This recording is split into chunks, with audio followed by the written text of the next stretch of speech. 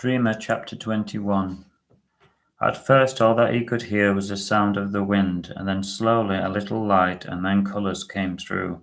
He found himself on a golden sandy beach. He sat on a deck chair and looked out at the clear beautiful sea. Seagulls soared above him and there was a stillness in the air.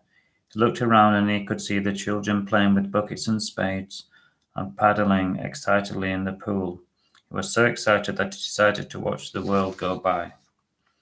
Slowly the beach was filling up with people, and it was becoming more colourful, with beach balls flying everywhere, and people surfing with colourful kites racing through the sky.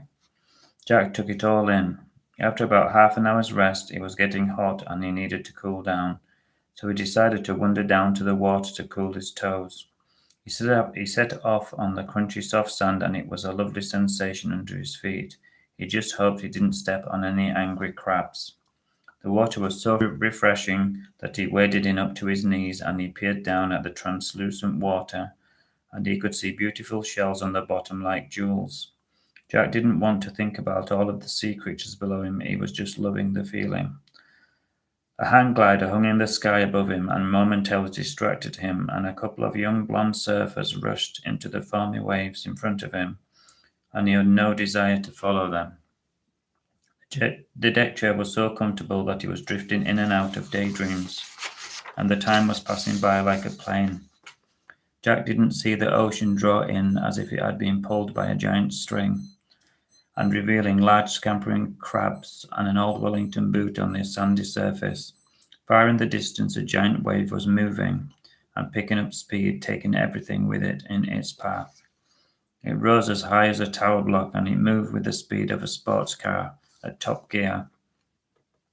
Jack squinted out at the edge of the ocean, and he didn't know what he was looking at, but he started to take it seriously when the people on the beach stood up and started and then began walking away at speed.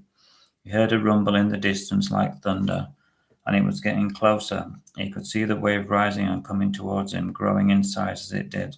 It was time to go. He took 5 steps before he and the other people were washed into the maelstrom, turning them upside down and round, and it felt like it was in a giant washing machine and there was no escape.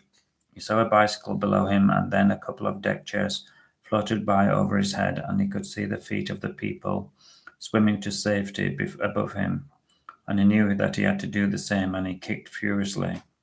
Round and round he went. He could see the sunshine above him shining on the water, but it was like he was under a sheet of glass, and safety was inches above him, as clear as day, but the glass was unbreakable.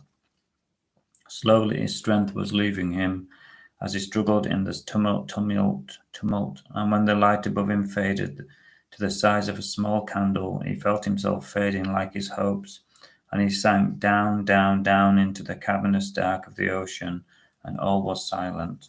The last thing he saw was a starfish floating above him. Its beautiful colours sparkled like diamonds. That was the last thing he remembered.